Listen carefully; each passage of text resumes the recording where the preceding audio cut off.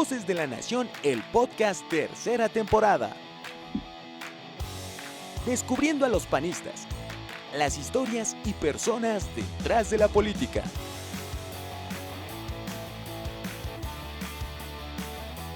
Conoce más de las personalidades panistas junto a Jerry. Música, series, cine, deportes, historia y mucho más. Todos los miércoles a las 7 p.m. por Facebook Live. Escúchanos también por Spotify, Apple Podcasts y Amazon Music. ¡Bienvenidos! ¡Comenzamos!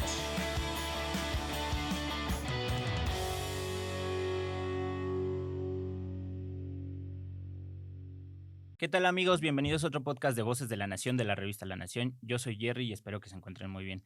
El día de hoy nos acompaña un invitado muy especial. Él es Julio Castillo, es director general, de la Fundación Rafael Preciado Hernández. ¿Cómo estás, Hola, Julio? Jerry, qué gusto qué bueno saludarlos. Y sí, también soy presidente de la fundación. De hecho, Presidente tengo también. la calidad concurrente como presidente y como director.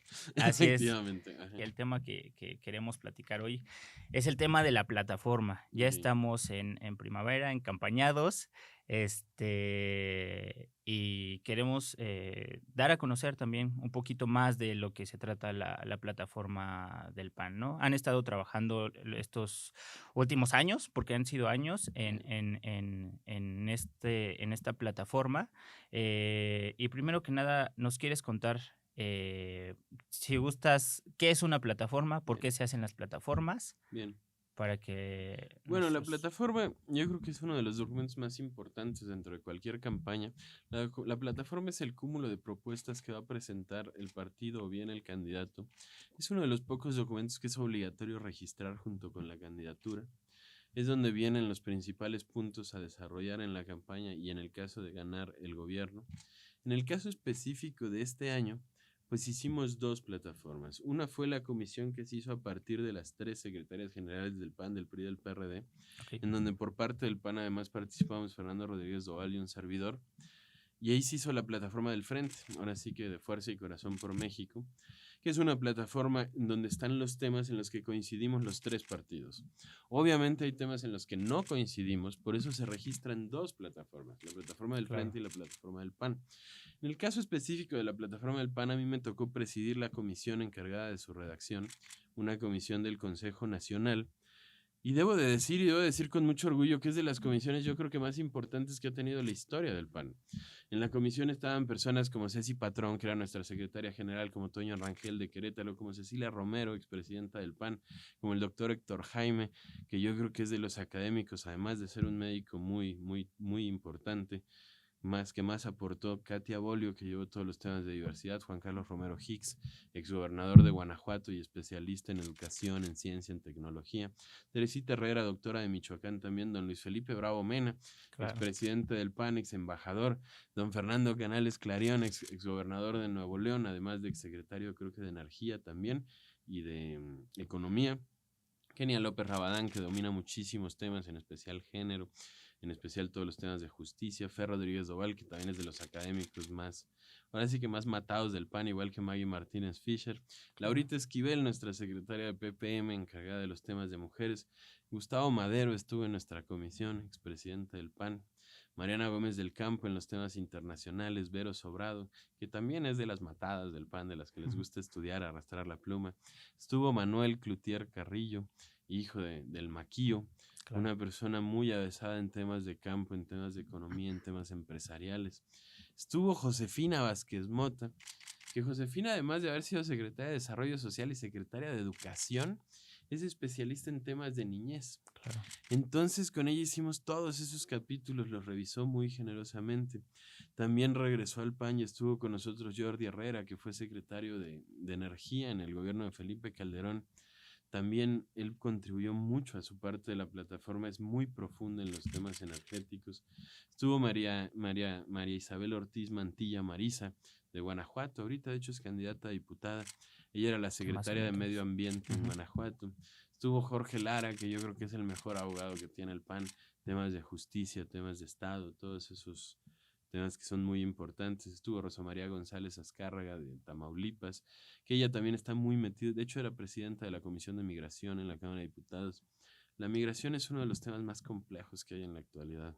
Quizás el más insoluble para todo el mundo, el que no han encontrado una solución en los países más avanzados. Claro. Estuvo José Luis Luege, especialista en agua, especialista en medio ambiente. Fue el de Conagua, fue el secretario de Medio Ambiente. Estuvo María Teresa Gómez Montt, que también es una panista súper avesada. Es la mejor biógrafa y investigadora de don Manuel Gómez Morín, por cierto. Sí. Además es especialista en temas de innovación, de infraestructura. Son los que le hicieron crecer dentro del partido. Y también estuvo Paulo Gonzalo Martínez, diputado de Aguascalientes, especialista en campo. Entonces la plataforma del PAN, la verdad, aunque suene sangrón que le diga, es la plataforma más profesional que ha tenido el PAN en su historia, la más profunda, la más desarrollada. Son 6 ejes, tiene 33 temas, más de 1000 propuestas. Se hizo en 23 foros en 15 estados de la República. Hubo más de 25 mesas de trabajo con especialistas, con expertos, y además estatutariamente estábamos obligados a consultarla con la militancia. Entonces, en 214 sesiones de comités directivos municipales se abrió el debate, se abrió la consulta, además de una página de internet en donde se recopilaron más de 1000 propuestas adicionales, algunas quedaron, otras no, dependiendo de la función. También hay que decirlo, hay temas muy repetitivos, hay temas que salieron en todos los foros, hay temas que nos pusieron mucho en la página de internet.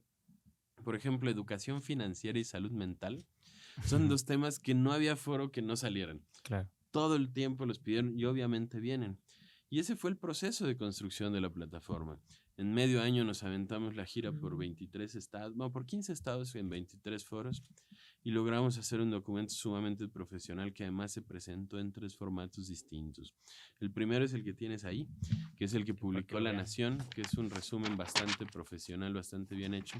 Lo hicieron ustedes, lo hizo la revista La Nación, la división, pues ahora sí que el compilado, para que no te quedara tan grande. Está la plataforma completa que se puede bajar de la página, plataforma PAN 2024. ¿La podemos poner? Viene ahí también. Sí, claro, ahorita. Y también hicimos una versión portátil para los candidatos federales, en donde están los 33 temas cada uno en una tarjeta y vienen las principales propuestas de cada tema y atrás vienen los principales datos por tema. ¿Por qué? Porque no te sirve de nada hablar de una propuesta si no la pones en un contexto, si no la pones en una coyuntura. Claro. ¿Para qué proponemos que haya más seguridad? Pues porque hay 180,000 muertos, porque tenemos el récord de homicidios en todos los gobiernos de la historia de México. ¿Por qué hablamos tanto de salud, del regreso del seguro popular, de un seguro universal? Pues porque dejaron a cerca de 50 millones de personas sin seguro, 20 que ya no lo tenían y 30 que quedaron a partir de la eliminación del seguro popular y creación del ya fracasado y eliminado también INSABI, ¿no? Claro. La verdad, la plataforma es un documento que vale la pena conocer, que vale la pena echarle un ojo, porque además es congruente con todos los principios del PAN. Es una propuesta de innovación.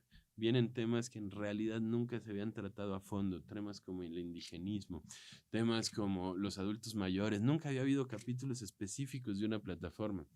Cuando yo empecé a trabajar en la Cámara de Diputados fue en 2003. En aquel entonces, yo trabajaba en la Comisión de Cultura, Sí. Y la plataforma traía 3 renglones de cultura. O sea, eso era todo lo que traía de cultura. Eran 2 propuestas en 3 renglones. Claro. Ahora tiene incluso un capítulo de la cultura. No son miles de propuestas, pero sí es un poco más el análisis de la coyuntura.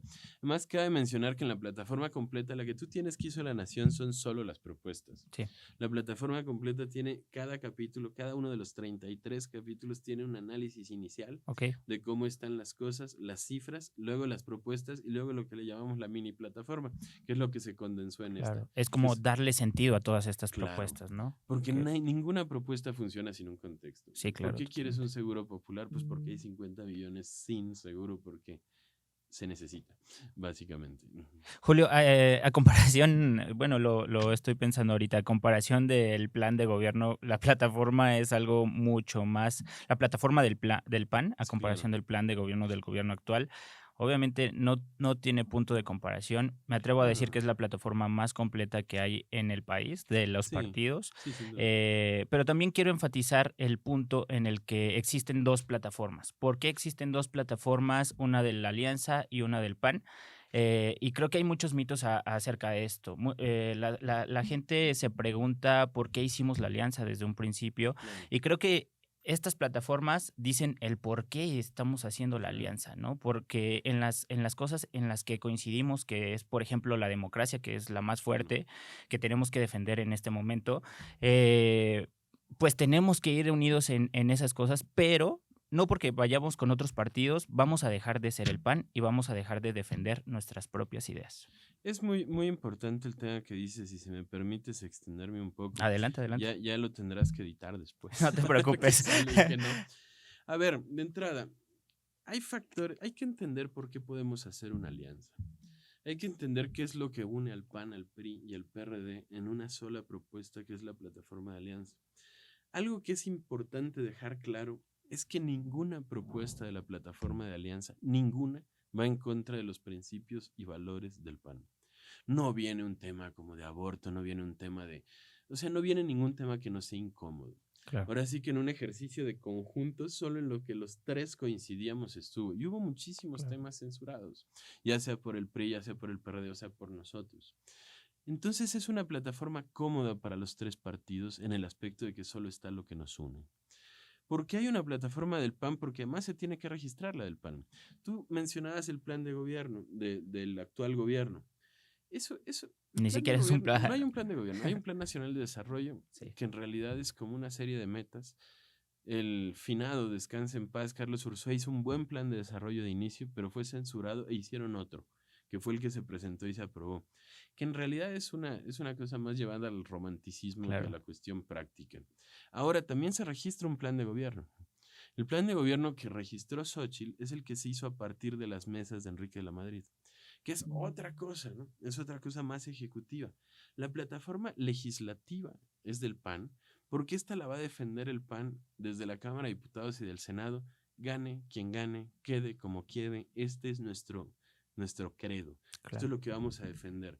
Ahora, en lo que hay que extenderse un poco, porque además es muy importante entender la narrativa de esta elección, es qué es lo que nos une al PAN, al PRI y al PRD para poder salir juntos. De entrada, ustedes seguramente han oído en las mañaneras la narrativa de los de enfrente, decir que la alianza es contra natura, que es unir el agua con el aceite, que como la izquierda y la derecha, que qué hace el PRD con el PAN. Y es que en realidad están fallando en las categorías básicas. Claro. Para empezar, el país, el mundo no se divide en izquierda y derecha y nunca ha sido así. Claro.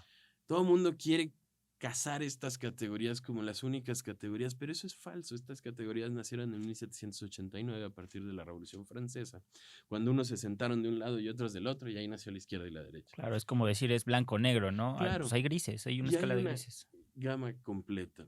¿Cómo se divide realmente el mundo? El mundo se divide en dos grandes grupos, pero de un lado tenemos a los que quieren un gobierno grande, que quieren un gobierno empresario, que quieren un gobierno que haga todo. Y en otro estamos los que queremos reivindicar a la persona frente al Estado. Claro. Cada uno de estos dos lados tiene una izquierda y una derecha.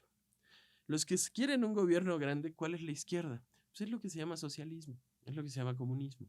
¿Te acuerdas de estas imágenes del gobierno que producía aviones, que hacía cosas? Eso es un gobierno grande. La derecha de este lado se llama fascismo, o se llama nacionalsocialismo o nazismo, que es de donde vienen. Por ejemplo, el PRI muchos años estuvo de este lado. El país México llegó a tener más de 1900 empresas del Estado. Ahorita todos sabemos que Pemex y CFE son del Estado, pero prácticamente todas las empresas que se apellidan Mex eran del gobierno antes, como Sí. Telmex, como Bimex, o sea, más de 1900 empresas. Y normalmente cuento, porque a veces es muy chistoso contarlo, hasta los cabarets eran propiedad del gobierno de México. Y eran los únicos cabarets que representaban pérdidas en el mundo, porque el gobierno es muy mal empresario. Claro. El gobierno no se debe dedicar a eso. ¿Dónde está Morena? Morena está de este lado. El PRI estuvo de este lado hasta los 80s. El PRI se pasó al lado de reivindicación de la persona frente al poder. Cuando empezaron a dejar de ser los empresarios, empezaron a privatizar muchas de esas empresas, otras se eliminaron. Por ejemplo, Andrés Manuel López Obrador hace unos meses compró 13 plantas productoras de electricidad de Iberdrola. Y aquí la pregunta uno es, ¿va a haber más electricidad? No. ¿Va a ser más barata la electricidad? No. Entonces, ¿para qué las compró? Para tener un gobierno empresario, para ser dueño de eso. Y él lo justifica en un discurso de soberanía energética. No hay soberanía energética en México. El 90% del gas que se usa para generar electricidad viene de Texas. No hay soberanía, o sea, Claro. ni comprando las plantas lo lograría. Ahora, este otro lado también tiene una izquierda y una derecha. Este que busca reivindicar a la persona frente al Estado. La izquierda de este lado es lo que es el PRD. ¿Qué es la izquierda ahorita de este lado? Pues ellos van en algo que se llama la batalla de las identidades. Y lo que buscan es reivindicar al más débil. Por eso tienen agendas que si los gays, que si los transexuales, que si los afromexicanos, que si los indígenas. Ellos buscan proteger al más débil. Nosotros somos la derecha de este lado. ¿Qué es la derecha de este lado? Quien busca una sociedad con ciertos valores. Claro. ¿Cuáles son esos valores? Vida, familia, libertad, democracia, dignidad. Todo eso que siempre hemos hablado. ¿Qué nos une a los tres partidos para poder hacer una alianza? Pues nos unen precisamente esos valores. El PAN en su mejor año, que fue el 2006, tuvo 204 diputados. Nosotros jamás hemos tenido mayoría. Si construimos la democracia y un INE autónomo, fue gracias a los votos del PRI y del PRD con nosotros. Si construimos la transparencia, fue gracias a los votos del PRI y PRD con nosotros. Y así nos podemos ir con todo. La reforma energética, la reforma educativa de los tiempos de Peña Nieto, el Instituto Nacional de las Mujeres en los tiempos de Fox, todo lo construimos juntos. Y estos valores que nos unen, que es división de poderes, democracia, libertad, justicia, es lo que está en juego ahorita. Y por eso nos aliamos. Porque lo que está en juego es que haya una división de poderes, que haya organismos autónomos que hagan contrapeso al poder ejecutivo. Que no todo el poder esté en el Que ejecutivo. no todo el poder se ponga en una persona, y mucho menos Porque en una persona como la que lo tiene ahorita. Porque esa persona puede decir que tiene intenciones buenas, pero hacer lo contrario. Claro. O sea, eso es hablar ya de las consecuencias, pero nadie debe de tener tanto poder. Claro. Aunque sean auténticamente buenas sus Claro. intenciones, nadie debe de tener tanto poder nunca. Entonces, estos valores son los que nos unen. Y estos valores son los que nos hacen salir a pelear juntos. También hay una forma muy simplista de explicar esto. Ahora sí que acaba de fallecer Milán Kundera el año pasado y decía en su libro de la inmortalidad, dice que la única forma en que se unan todos los seres humanos es que nos ataquen los marcianos.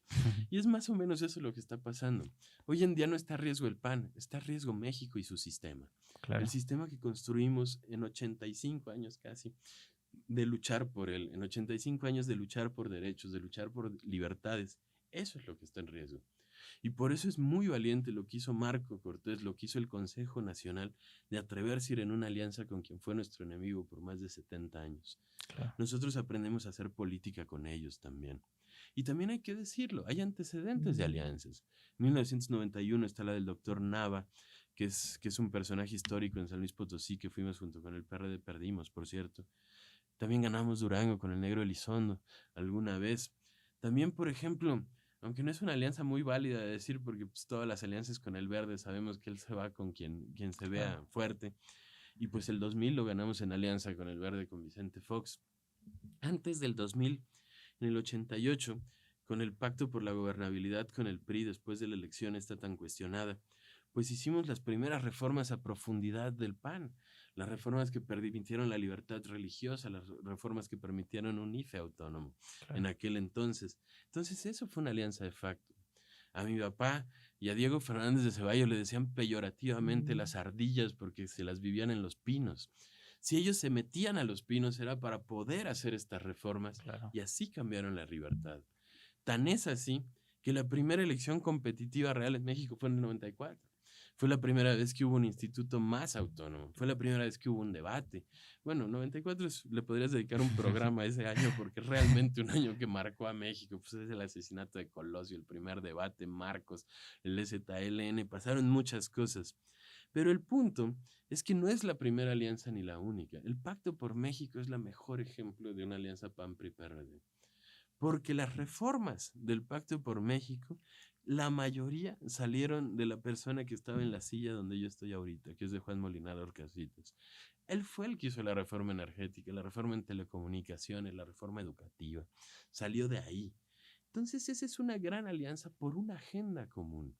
A nosotros nos unen las ideas, no nos une un pragmatismo hacia el poder.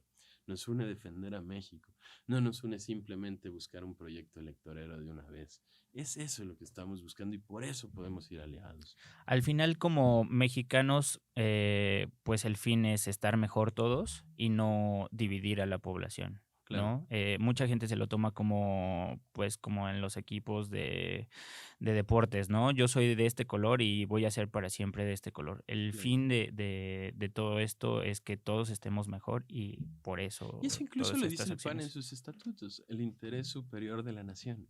Claro, Entonces nosotros salir en una alianza es justamente lo que buscamos, el interés superior de la nación. ¿Nos desdibujamos? No, porque aquí está la plataforma. Y quien quiera ver la agenda del PAN, la agenda de la vida, la agenda de la familia, la agenda de la dignidad, toda está en nuestra plataforma. El PAN es el PAN y va a seguir siendo el PAN. Y que no tengan duda quien nos vende eso. Somos el partido de siempre.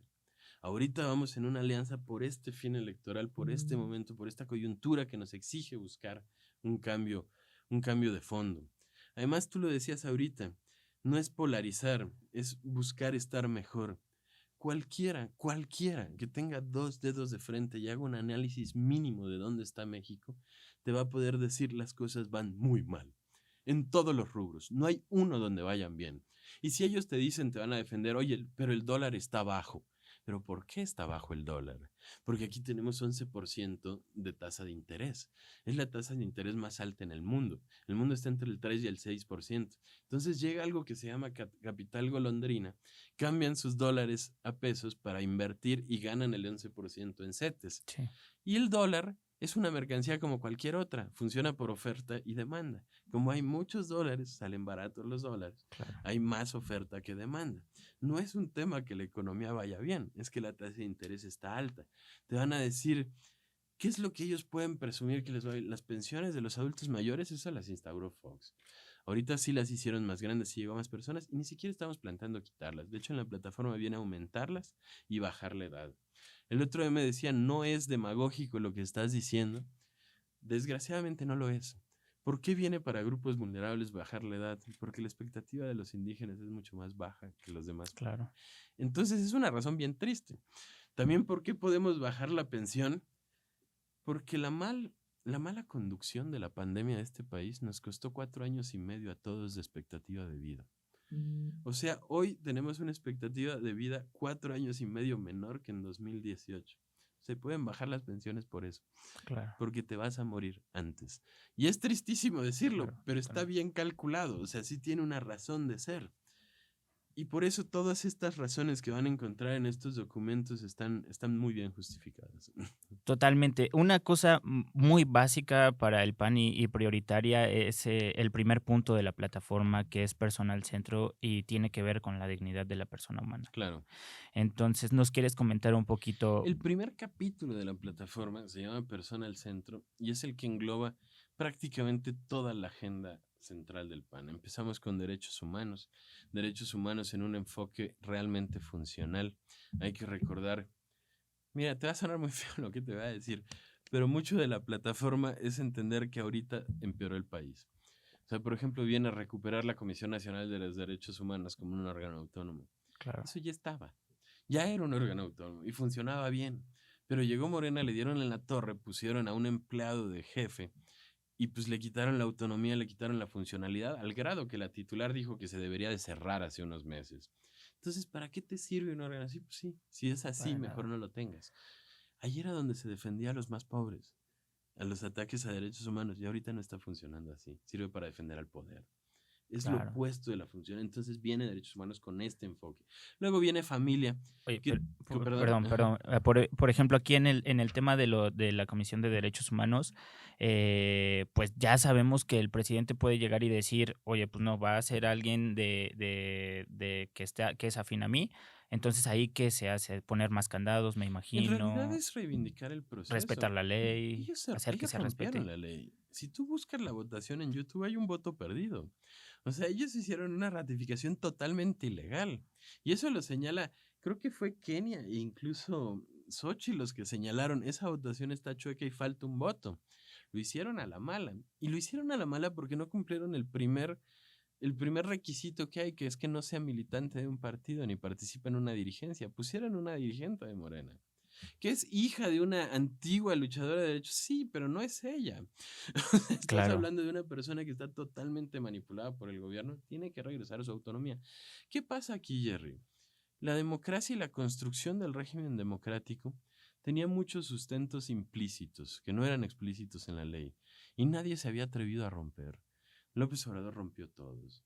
O sea, el tema de atacar a la Corte, el tema de atacar a los órganos constitucionales autónomos, el tema de desaparecerlos, pues todo el mundo intuía que había ciertas reglas que no se rompían y se Claro. respetaban, ¿no? Claro. Ahora ya no es así y ya se pasaron a todo lo que da, entonces hay que explicitarlo, hay que dejarlo bien claro.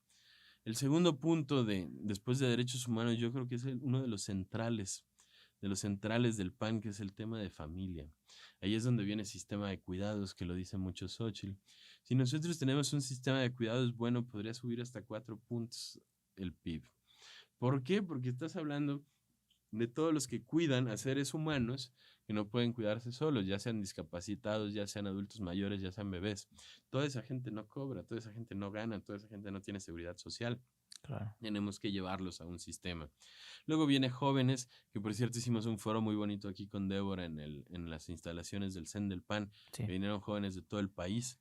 Luego viene mujeres, que hicimos 2 eventos grandísimos con Laura.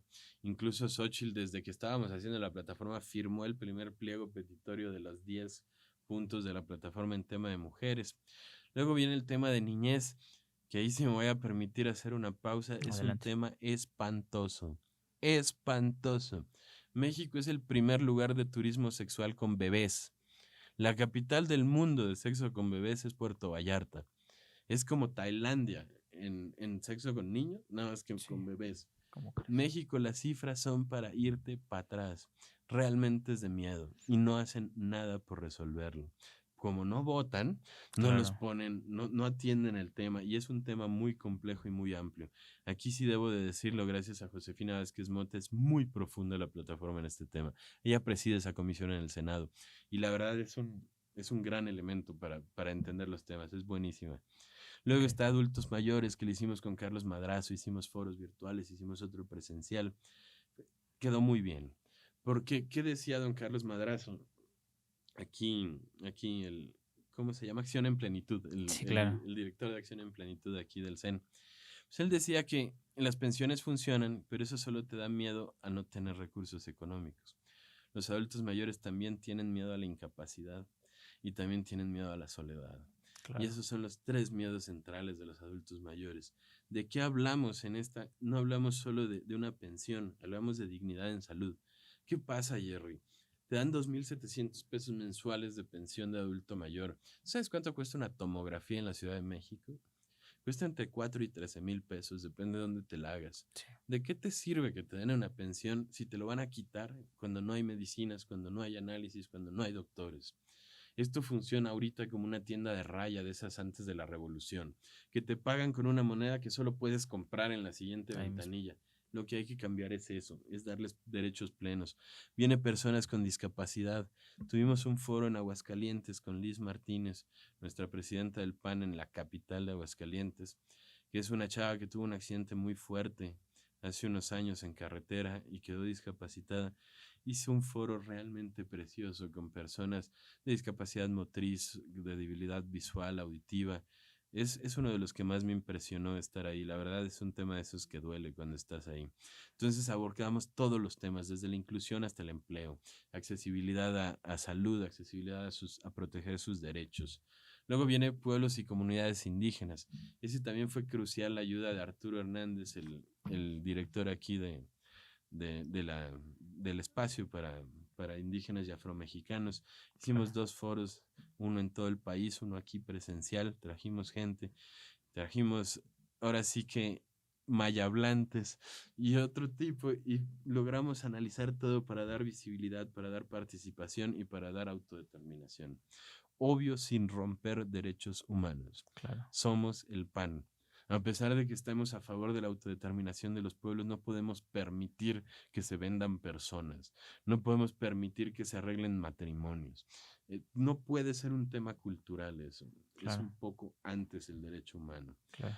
Y eso es como la parte inicial, ¿no? Y esto es muy importante y hace mucho la diferencia pues todo lo que estamos viviendo en este momento, porque en contraste cada uno de estas divisiones de las personas que vivimos en el país tiene necesidades específicas, Sí, claro. ¿no? Que no cubres nada más con darles una cuota y no hacer lo que tienes que hacer para ellos.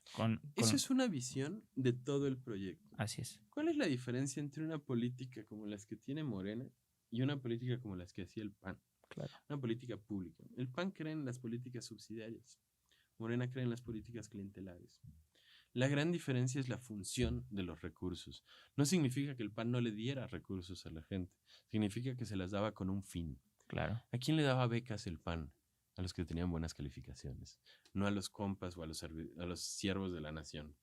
¿A quién le daba oportunidades al PAN para alimentación?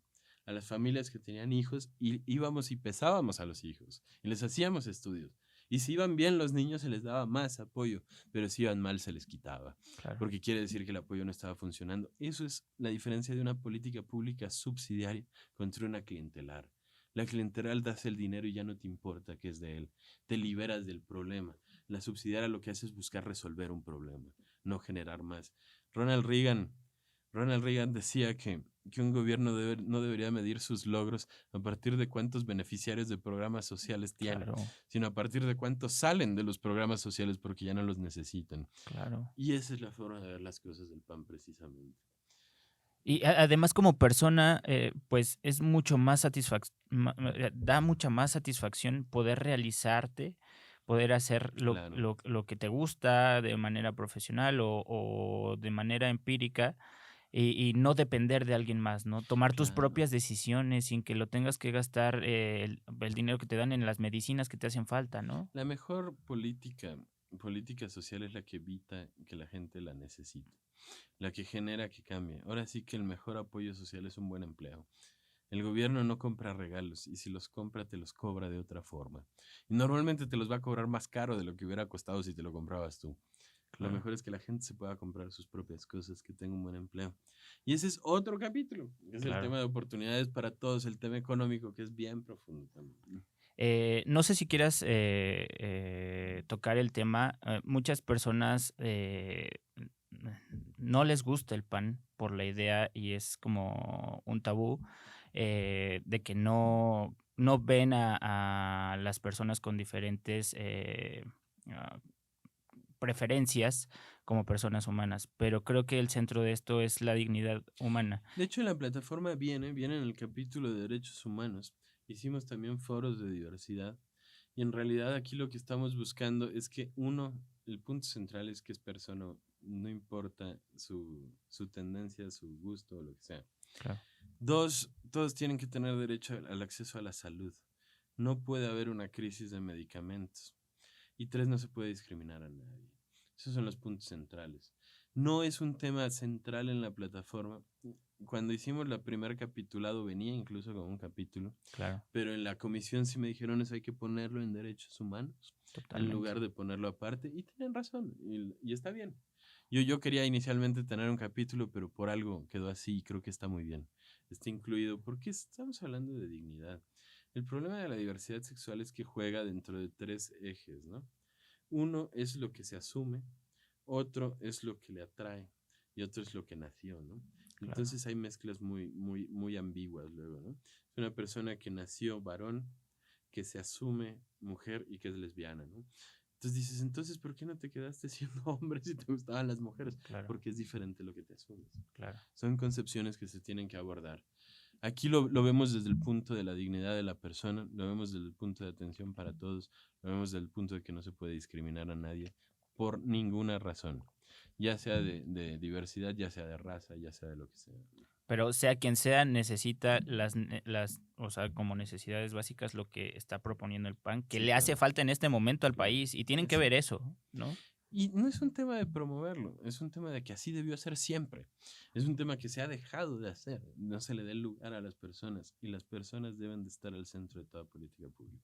Totalmente. ¿Quieres contarnos un poquito más del siguiente punto? El siguiente punto es Estado, federalismo, democracia y justicia. Es un punto profundo porque habla del equilibrio de poderes, de la consolidación de un régimen presidencial, pero que sea democrático y con contrapesos, de la utilidad del poder legislativo, quitar un poco la sobrerepresentación, obviamente la autonomía del Poder Judicial, no solo en sus decisiones, sino también en sus presupuestos y de todos los órganos autónomos. Fortalecer el federalismo, Jerry, es una de las cosas centrales de la agenda del PAN desde siempre. Para que te des una idea, la distribución de recursos, más o menos es 70% el gobierno federal, 26%, 25 y pico por ciento los estados y 4.6% los municipios. Los 2.469 municipios de este país reciben el 4% de los recursos. Hace rato estaba viendo Epigmenio Ibarra y decía, es que el problema de la seguridad la tienen que resolver los municipios. No, compadre. El 70% de los recursos los ejerce el gobierno federal. No puedes pedirle al municipio que con lo que le das de presupuesto resuelve el crimen organizado. Claro que no. No tiene el poder de fuego, no tiene el poder de inteligencia, no tiene la capacidad de hacerlo. Y en eso nos podemos ir a todos los temas. El de seguridad es muy evidente, pero no puede resolver hacer una presa, no puede resolver hacer drenaje, no puede resolver muchas cosas de profundidad que los municipios no hacen. Luego, pues está el tema de también fortalecer los estados. Una reforma urbana, que haya un ordenamiento nuevo. Hay muchos lugares que ya son municipios integrados en zonas urbanas y hay otros que no. En 1980 y pico hicieron una planeación de los 100 municipios que iban a ser ciudades con más de 100,000 habitantes en los siguientes 10 años. Retomamos esa idea para poder planear a futuro. ¿Cuál es el problema de México? Que nos gusta mucho parchar lo que falla, pero no lo resolvemos de fondo. Entonces los problemas se van acumulando. Es el ejemplo del metro, ¿no? No le das mantenimiento hasta que se cae. ¿Por qué se cayó la línea 12 y no la 1? Porque debió haber estado mal hecha de raíz. Pero bueno, ese es otro tema. Luego viene una reforma electoral que siga ponderando la democracia, que siga haciendo crecer al país democráticamente. Viene el tema de combate a la corrupción. Aquí es importante decirlo. Hay dos tipos de corrupción básica. Esto es algo que hablaba mucho con el Maquio Jr., con el Manuel. Okay. Y me decía, una cosa es la corrupción individual, que es normalmente la que persiguen, la del personaje que se corrompe, sea político, sea policía, sea lo que sea. Pero también hay una corrupción institucionalizada, y esa es la que hay que combatir. Esta que funciona como funciona el Tren Maya, que se descarriló ayer, ¿no? Sí. Que dicen, oye, esto es un sabotaje. Sí, sin duda es un sabotaje. Es un sabotaje de quien puso los materiales, de quien puso la construcción, que hubo una corruptela ahí que hizo que metieran materiales más baratos y por eso está fallando. Claro que es un sabotaje. No es un sabotaje de alguien que pateó la vía, por Dios. O sea, que el presidente no sea ingenuo, pero sí es un sabotaje. Luego hablábamos de seguridad y justicia. Esta es una de las propuestas más atrevidas que tiene la plataforma, porque hablamos un poco como lo tiene Estados Unidos de un Justice Department, de una Secretaría de Justicia y Seguridad que vaya unida, como la Fiscalía de Estados Unidos que une ambas cosas y además es autónoma. Claro. Entonces es sacar un poco del poder la impartición de justicia, no solo desde el Poder Judicial, sino desde la persecución. Claro. Desde el orden. Por ejemplo, el FBI no le responde al presidente de Estados Unidos. O sea, hay muchas cosas así que responden a otros modos. Entonces lo que hicimos fue tomar los ejemplos de los lugares donde sí funciona para intentar traerlo aquí. Inclusive pueden investigar al presidente, es claro, porque si no hace las cosas, eres juez y parte. Exacto. Exactamente. También vienen muchas cosas de seguridad pública, de seguridad local, de atención a víctimas, que es otra de las deudas centrales. El capítulo de economía, de oportunidades para todos, presenta un nuevo régimen fiscal para las familias que beneficie. Ahora sí que en este país la clase media paga todo 2 veces. Sí. Si tú eres clase media, le pagas a tu hijo la colegiatura y además estás pagando la educación pública. Claro. Si tú eres clase media, pagas el policía de tu edificio, de tu privada y además estás pagando la seguridad pública. Que todo eso sea deducible. Es un gasto que no está haciendo el gobierno. Es un gasto que se está ahorrando el gobierno porque tú lo estás haciendo otra vez. Claro. Pues que todo eso sea 100% deducible y sin tope. Todo esto también es para apoyar la economía familiar, es parte de eso. Aquí viene trabajo digno, emprendimiento, autoempleo, todas estas nuevas figuras. No viene, por ejemplo, teletrabajo, pero porque eso se legisló desde la pandemia, eso ya está en las leyes. Claro. Tenemos un capítulo de infraestructura. ¿Sabes? Países como Perú tienen un órgano de infraestructura autónomo a 5 años. Países como Alemania lo tienen a 30 años. Porque la infraestructura se tiene que planear a largo plazo. Claro. No puede ser que hagas una tubería para este sexenio o que llegue un presidente y diga, podemos cancelar un aeropuerto, hacer otra cosa. La infraestructura es una visión a largo plazo. Y si no se piensa así, no va a ser. Claro, y tiene que ver también mucho con la planeación urbana que Claro, mencionabas, es eso. con Es las un círculo. necesidades. No puedes poner un basurero al lado de Claro, de una viviendas. escuela, ¿no? Sí, o sea, también. Si tú vas a Nueva York y ves, por ejemplo, los drenajes, son como ciudades. Sí, Dices, el que construyó esto lo pensó a 100 o 200 años.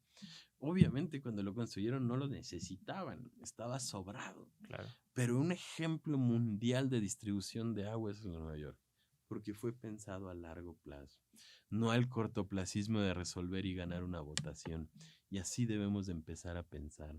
También hablamos de innovación, gobierno digital, cultura gubernamental basada en datos.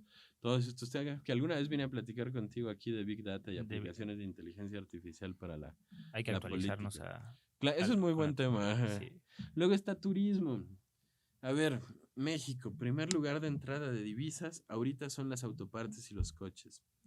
Segundo lugar, desgraciadamente, son las remesas. Tercer lugar es el turismo.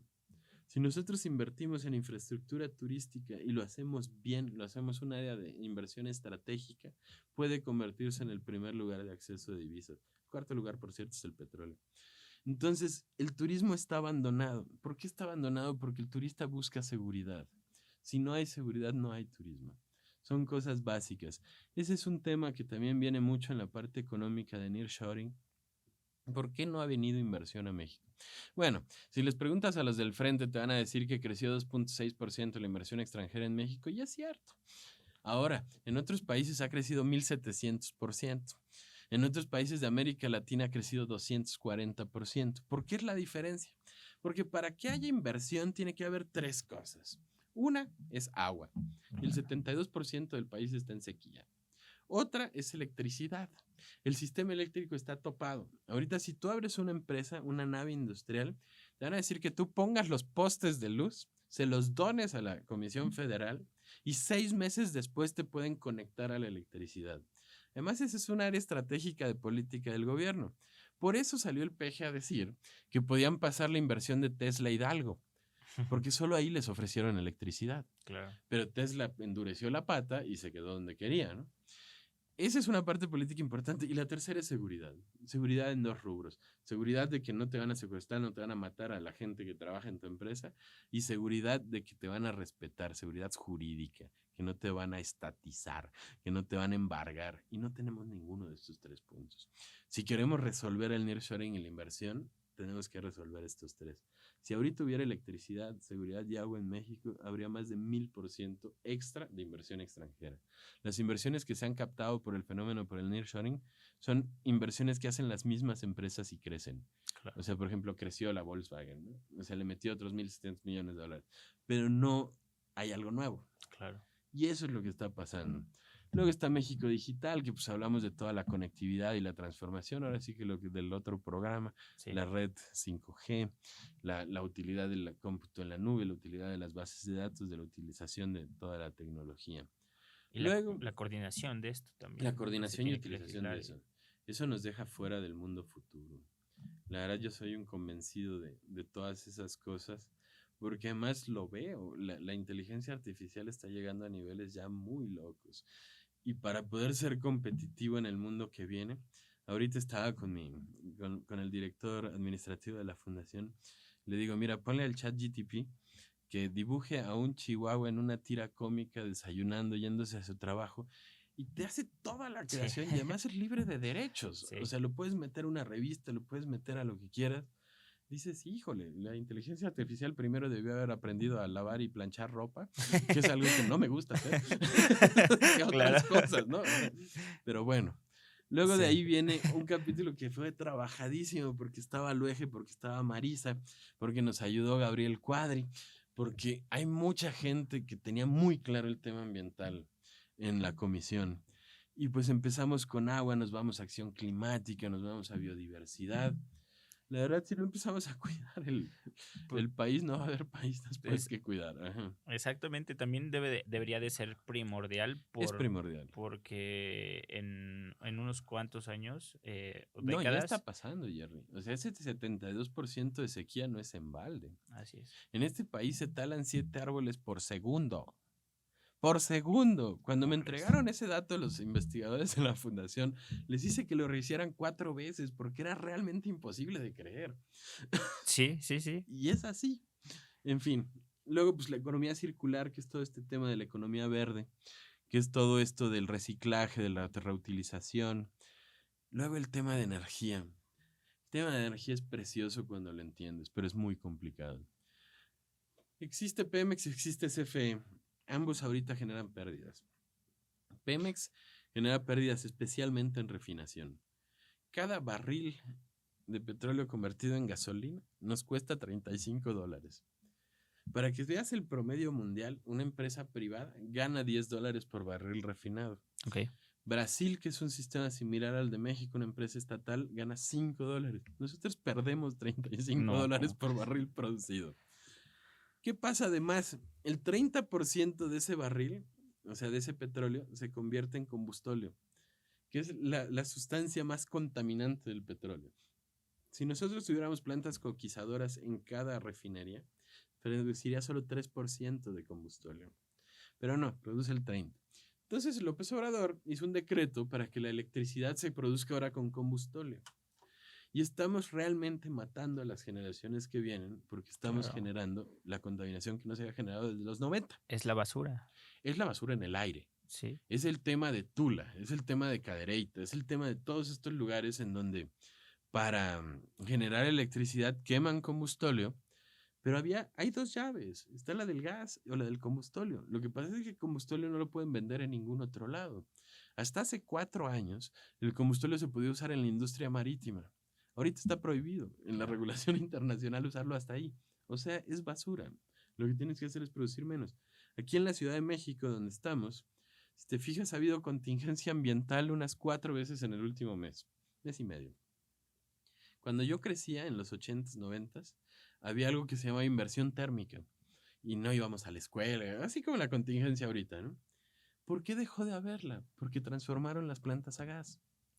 Ahora las regresaron a combustóleo. Entonces, otra vez es eso. Entender Pemex es entender un entramado de unas 6 empresas cuando menos. Petroquímica, refinación, extracción. Extracción, por ejemplo, sí tiene ganancias. Investigación y extracción, o sea, la que busca el petróleo y lo extrae, sí tiene ganancias. Pero refinación está en el piso. Y yo no veo que se vaya a resolver pronto, ni mucho menos se va a resolver con Dos Bocas. Es más, Dos Bocas no creo que saque gasolina nunca. Por una simple razón. Generar gasolina genera desechos de combustóleo y de coque altísimos. Y no hay vías de tren que salgan de Dos Bocas para poder comercializar eso o sacarlo de ahí. Para que te des una idea, al 100% de funcionamiento de Dos Bocas, tendría que salir un camión cada 3 minutos de todo el día, las 24 horas, sacando combustóleo o coque. Además, el combustóleo solo se puede transportar a temperatura de quemarlo, o sea, 40 grados. Entonces va prendido en los trenes. Es ¿Cómo crees? realmente un rollo complejísimo. Sí, sí, sí, sí. Eso yo no lo sabía. Está Eso lo puedes leer en el feísimo. nuevo libro de Pablo Iriart. Es Ok. el primer capítulo y está clarísimo. Ok. Se llama AMLO, el costo de una mala idea, algo así. Está buenísimo el libro. Otra cosa de la energía. Pemex está quebrado. Pemex debe 2 billones de pesos. 2 billones, 1 peso, 10 pesos, 100 pesos, 1000 pesos, 10,000 pesos, 100,000 pesos. 1 millón de pesos, 10 millones de pesos, 100 millones de pesos, 1000 millones de pesos, 10,000 millones de pesos, 100,000 millones de pesos, 1 billón por 2. Eso es lo que debe Pemex. Pemex está calificada su deuda como que ya no pueden invertir en él. Es un problema real, es un problema de fondo. Además, no le veo una solución simple. En fin, aquí se habla de eso. También se habla de ciertas cosas como el SENACE y el SENAGAS. Ahí es donde la comisión llegó a la conclusión de que es donde México tiene que funcionar como empresa. No solo en la generación de electricidad, en la distribución. Ahora sí que como Amazon. Claro. Amazon es un gran monopolio, pero no es un monopolio de productos. Tú puedes vender tus productos en Amazon. Lo que Amazon tiene el monopolio es la distribución de esos productos. Ahora sí que son dueños de las carreteras, por Sí, decirlo claro. de algún modo. Eso El es lo que canal. debe de poseer el gobierno mexicano, la red eléctrica. No tanto la producción se puede diversificar, que hay energía, como lo fue con la reforma de Peña Nieto, que ahorita está en pausa, porque lo sacaron a todos, estúpidamente, claro, pero de hecho nosotros pagamos ahorita la energía más sucia, más cara. Antes pagábamos más barata y más limpia, porque eran las primeras que entraban en la pirámide, con Andrés Manuel la invirtieron. Por un tema que él tiene, que él creció en los 70s cuando llegó a Tabasco la refinación y las plantas de petróleo, y pues todo el mundo creyó que ese era el crecimiento y el auge económico, la distribución de la riqueza, ¿no? Claro. Todo eso. Energía es un tema profundo, como te decía, el SENACE, la transmisión de energía. ¿Por qué es importante que eso lo haga el Estado? Porque eso sí tiene una labor social básica. No se lo puedes dejar al mercado. Si tú le dejas al mercado eso, nunca llegaría la energía a la Sierra de Chihuahua, porque no es rentable cablearlo. Ahí es donde viene la función social del Estado. Pero quien la produce debe de ser quien la haga más barata. O Claro. sea, porque ese es el interés de la población, ¿no? Y así está bastante largo. Por ejemplo, viene el tema de energía nuclear. Nunca había trabajado el tema de energía nuclear en una plataforma del PAN. Y es más, mi papá y don Federico Ling se posicionaron en contra de la construcción de Laguna Verde cuando le hicieron en los 80, cuando eran diputados los dos. Entonces era un tema hasta moralmente y personalmente complejo de abordar para mí. Pero si te pones a investigar, la energía nuclear produce 0 emisiones de efecto invernadero. Y sí, contamina, por ejemplo, el tamaño de una aspirina así de plutonio, que es lo que queda del uranio después de que generó, pues sí va a contaminar 3000 años. La tienes que guardar de una manera muy segura y ponerla en lugares especiales. La diferencia es que con esa aspirina generas lo mismo que con unas 12,000 toneladas de carbón. Y el problema es que el carbón, la contaminación no la vas a ver, pero te va a matar. Claro. Y a tus hijos la van a Claro. tener en los pulmones. Claro. Entonces tú decides, ¿no? Además ya hay reactores de 4ª generación que son modulares, que pueden reutilizar el uranio convertido en plutonio como un segundo combustible. Y también hay que decirlo, las penínsulas no están conectadas a la red eléctrica. Si tú quieres resolver ese problema de fondo, puedes poner reactores de 4ª generación, que cabe mencionar que en lo que viene en la plataforma dice investigar la posibilidad, porque poner un reactor no es algo que vas a resolver en un sexenio. Sí, claro. Es algo que te lleva 10 años sacar todos los permisos, toda la posibilidad de la construcción de la infraestructura para poder hacerlo. Totalmente. Pero además, esos reactores modulares desalinizan el agua. Entonces es una solución de fondo para Baja California Sur, porque ahí tienen el problema de que el agua que tienen es de mar, entonces es muy caro desde las plantas desalinizadoras y no tienen energía. Y puede ser de doble propósito. Claro, entonces ahí ya te resuelve 2 temas. Es un tema que se tiene que discutir, por ejemplo, fue de lo que me discutieron aquí los consejeros. Uh-huh. Y me decía uno de ellos, oye, pero tú le prestarías una planta de energía nuclear a los de Morena. No, pero no puedo pensar una plataforma pensando en qué le voy a prestar a Morena. Si a ellos se les murió una palmera en Reforma y no la pudieron mantener viva, no les prestas una planta de energía nuclear nunca. Y si está el caso de Chernobyl y el caso de Fukushima, que asustan a cualquiera. Y hay que tener mucho cuidado, porque la otra vez nos mencionaba Carlos Valenzuela que la planta en Veracruz está siendo descuidada. Obviamente sí está es a el manos mantenimiento, de una claro. empresa, de un privado, pero lo que hay alrededor Sí, claro. del reactor, pues también se tiene que cuidar. Y ese tipo de cosas... es una política pública integral. Sí. Pero a ver, los países evolucionan. Estados Unidos tiene más de 100 reactores funcionando. Francia tiene 40 y pico. Alemania los cerró. El último gobierno de Angela Merkel tenía de ministro de Medio Ambiente a una persona que estaba en contra de eso y cerraron todas. ¿Por qué lo pudieron cerrar? Porque la energía en Alemania se generaba con gas barato que venía de Rusia. Uh-huh. Pero ahora que volaron el túnel Nord Stream, Uh-huh. pues le sale carísima la electricidad. Uh-huh. ¿Cuál es su apuesta? Generar pilas gigantes. Claro. Generar contenedores de energía para que la solar... Es que también aquí hay un punto muy básico que no te expliqué. Uh-huh. Tú solo puedes generar corriente base o quemando hidrocarburos o con energía nuclear. La energía solar funciona cuando hay sol, la energía eólica funciona cuando hay aire. Y esas tienen altos y bajos, pero tú necesitas una corriente base, como un río. La energía no se puede almacenar. No hay pilas gigantes. Claro. Esto de lo que se produce lo que hay. Por eso hay picos en las empresas generadoras de energía, ya sea en las plantas o ya sea en las de energía nuclear o cualquiera. ¿Por qué cuando se genera más? Cuando jalan más luz. Y solo se puede generar o con nuclear o con quema de hidrocarburos. Las energías limpias son para los picos. ¿Gustas? Sí, todo bien, todo bien. ¿Qué más?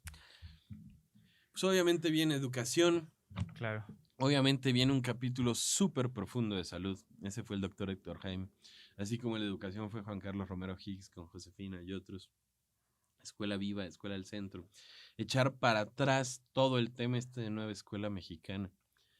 Mira, para que te des una idea, Jerry, 1 de cada 100 alumnos mexicanos de 15 años, 1 de cada 100 puede diferenciar una opinión de un dato. 1 de cada 100. En Estados Unidos son 10 de cada 100, pero Estados Unidos tiene el mismo problema que México. El tema educativo se volvió un tema más laboral que educativo, un tema más de sindicatos que de estudiantes. Si te vas a otros países pasan del 30%. No podemos enfrentar el mundo que se está viviendo sin una educación muy, muy bien llevada. Claro. Y el estudiante tiene que ir al centro. Y el aprendizaje tiene que ir al centro. El otro día veía un debate con López Dóriga de este tipo Marx Arriaga contra Aurelio Nuño, que era el secretario de Educación de Peña. Y parece que estaban discutiendo de materia laboral. Es que el sindicato, es que los maestros, ustedes no les hicieron caso. Y oigan, el tema es educación. Sí. O sea, no tiene que ver con plazas, tiene que ver con alumnos preparados. Tenemos que sacar ese tema del tema sindical, de laboral, y hablar de la educación en sí. ¿Qué libros de texto se van a hacer los que se necesiten? ¿Qué cosas se tienen que aprender? Pues obviamente las STEM, ciencia, tecnología, matemáticas, todo eso es lo que tenemos que centrar ahorita. Si no, te vas a quedar fuera. Ahorita platicábamos del ChatGPT, hacen cualquier cosa con esas cosas. Tenemos que entrar a ese mundo.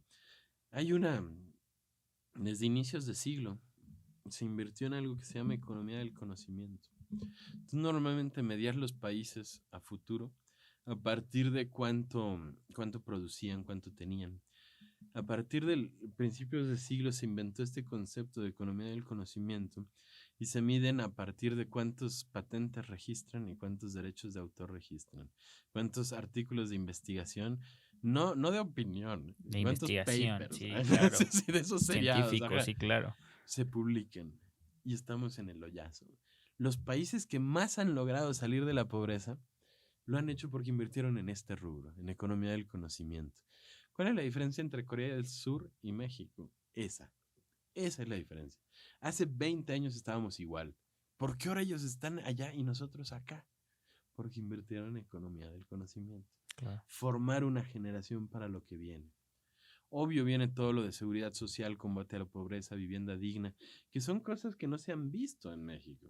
Tú puedes medir el desarrollo social con salud, con vivienda y obviamente con bienestar, ¿no? O sea, con ingreso. No han invertido un peso en vivienda.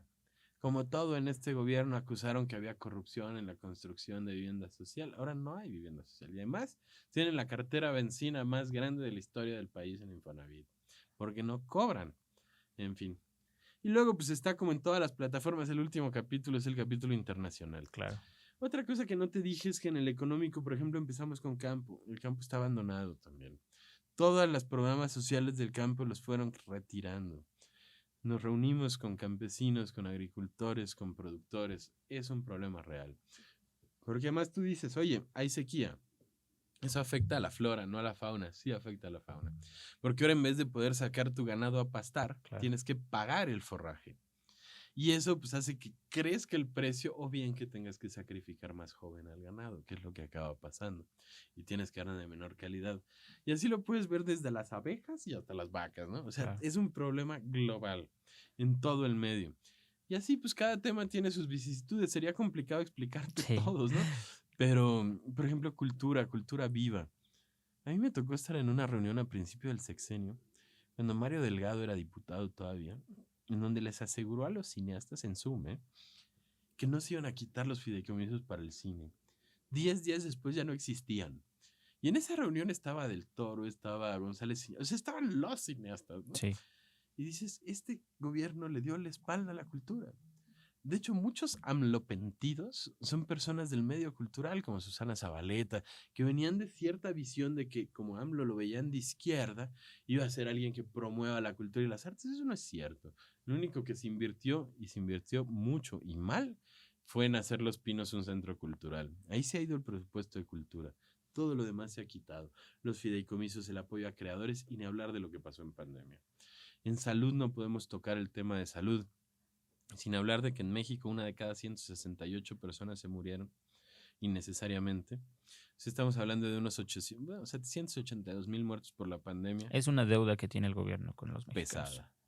1 de cada 168, Jerry. Si tienes 1,600 personas en tu Facebook, hay 10 que se murieron en la pandemia. Si tienes 3,200, hay 20. Si tienes 5,000, ya son como 35, 40. Sí, todos tenemos un conocido o familiar, un amigo, un familiar que se murió en la pandemia. Y además se murió innecesariamente. Totalmente. ¿Por qué fue tan innecesario? Por la mala función y también porque México tenía promedio de edad de vida en la pandemia de 29 años. Si le preguntas a cualquier científico internacional, te dice, no se hubiera muerto nadie. ¿Por qué se murió tanta gente si el promedio de edad es 29 años? Sí. ¿A quién le pegaba el COVID? A las personas mayores normalmente. ¿Dónde está eso? Se tiene que ver. Y ya que estamos en ese tema, a manera de análisis general, yo lo veo como, pues, este gobierno es nocivo para la salud. ¿Por qué? Sí. Te mata porque no hay sistema de salud. Te mata porque no hay seguridad. No hay vacunas. Te mata porque no cuida el medio ambiente. En todos los aspectos en los que lo veas, este gobierno Es nocivo. es nocivo para la salud, ¿no? Ujú. Y yo lo veo a comparación de esto, que también es un pilar fundamental del PAN y de esta plataforma, es que estamos a favor de la vida y de una vida digna. Estamos a favor de la vida y eso sí, lo quiero dejar bien claro para todos los que nos oigan. Estamos a favor de la vida desde la concepción. Ese es el PAN y siempre lo ha sido. El PAN está a favor de la vida en todas sus etapas, en todas sus formas. Nosotros somos los que salvaguardan esa visión. No hay un panista que no deba de pensar así.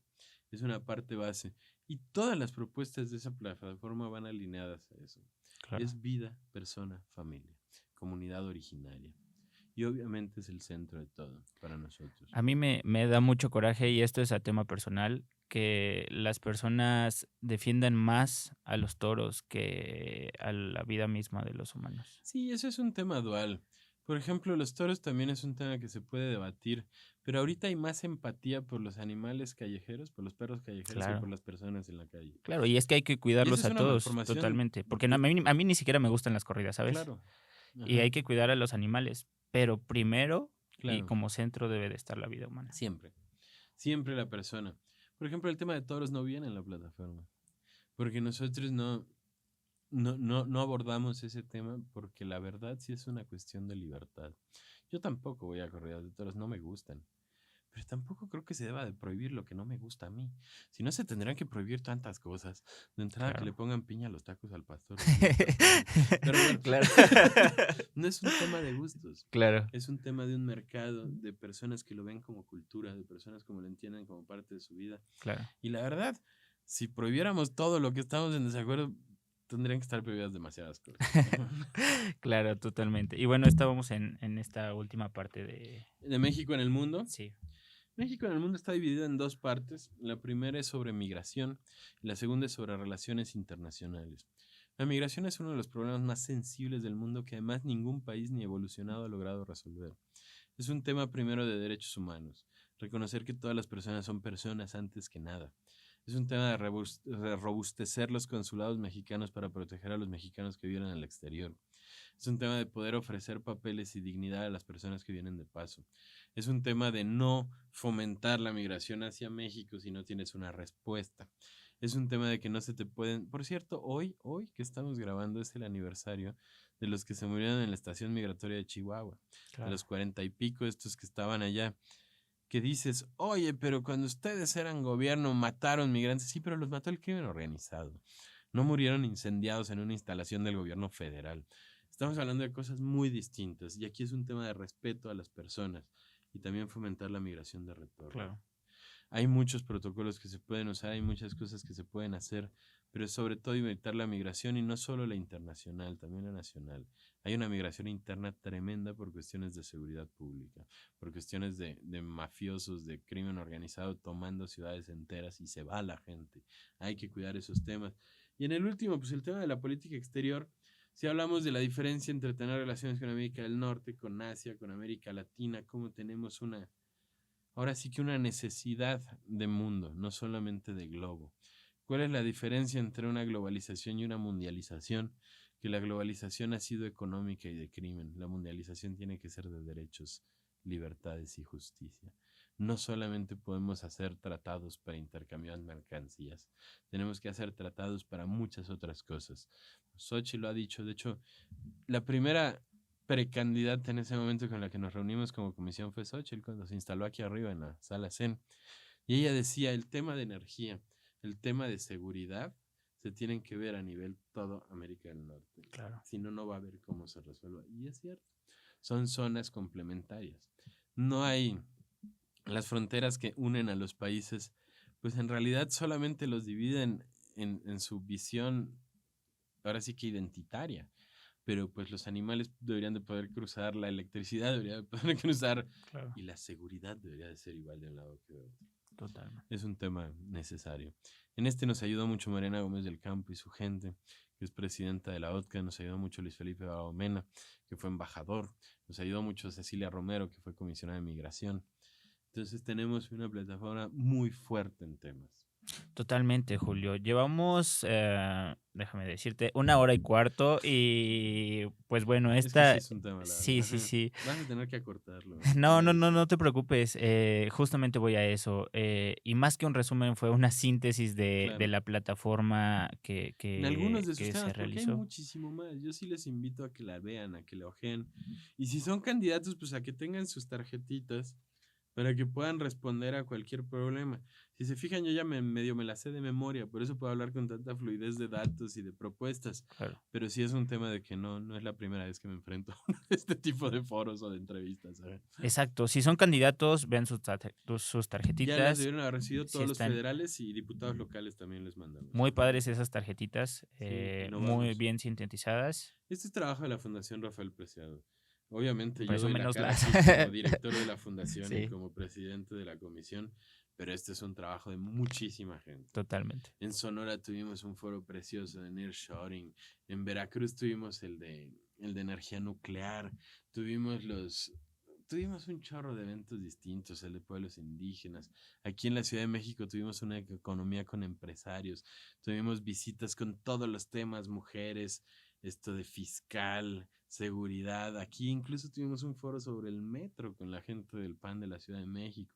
Sobre migrantes tuvimos 2 foros internacionales que organizó Osvaldo con migrantes.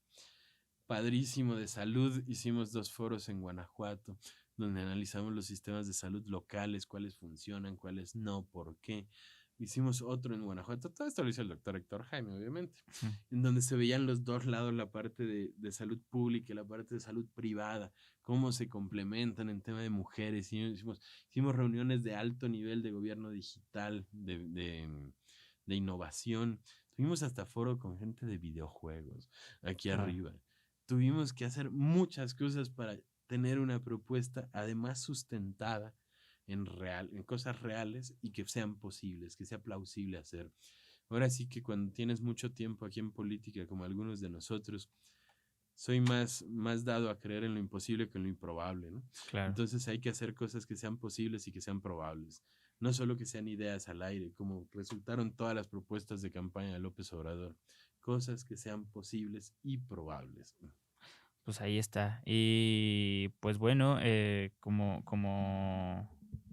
ejercicio, esperemos que les haya gustado esta síntesis de la plataforma. Si no, aquí les vamos a poner la dirección de la dirección página, web. que es plataforma PAMB2024.mx. También si quieren bajarla, está en la página, está la plataforma completa con análisis, con propuestas. Está la de La Nación, que son las puras propuestas. En las revistas. Está la mini plataforma, que son solo las 5 propuestas principales por cada uno de los 33 temas. Claro. Están las tarjetas. La verdad, la idea, yo fui asesor muchos años en la Cámara de Diputados y en la Cámara de Senadores de ser asesor en la Comisión de Cultura, de ser coordinador de asesores. Me tocó hacer todo el caminito. La idea de todas estas cosas y de todo lo que hace hoy la fundación es que sea útil para el político que toma decisiones, que sea útil para el que va a debatir, que sea útil para el que va a enfrentar una entrevista, que sea útil para el país. Y para informar a la sociedad. Claro, y para informar a la sociedad. Que si tienen dudas o algo, pues cualquier cosa estamos a sus órdenes. Las redes de la fundación las puedes subir aquí. Claro, me harías el ahí favor las de ponemos. ponerlas en back. Y estamos a sus órdenes. Vamos bien. Yo creo que va a salir muy bien esta elección. Veo a Xóchitl creciendo, veo a Xóchitl contenta, veo a los otros preocupados, veo a los otros, pues ahora sí que aunque suene feo decirlo, pero a mentadas de madre en todas las entrevistas, en todos los foros hablando de Xóchitl. Ahora sí que ya tenemos la narrativa en la bolsa. Ahora hay que llevarlos a votar. Hay que ganar la elección. Vamos a ganar Claro que 2 sí. de junio. Julio, muchas gracias por estar aquí, gracias por tu tiempo y pues sí, siempre gracias por darnos la oportunidad de poder entrevistarte en estos No, podcasts. muchas gracias, Jerry, a ti y a todo el equipo de La Nación aquí presente y a los que no están también. Y evidentemente gracias a ustedes que nos ven. Y pues una vez más reitero que estamos a sus órdenes en la Fundación Rafael Preciado. Bueno, amigos, muchas gracias por vernos y escucharnos. Nos vemos en el siguiente podcast de Voces de la Nación de la revista La Nación. Hasta la próxima. No olvides escuchar el próximo episodio. ¡Hasta la próxima!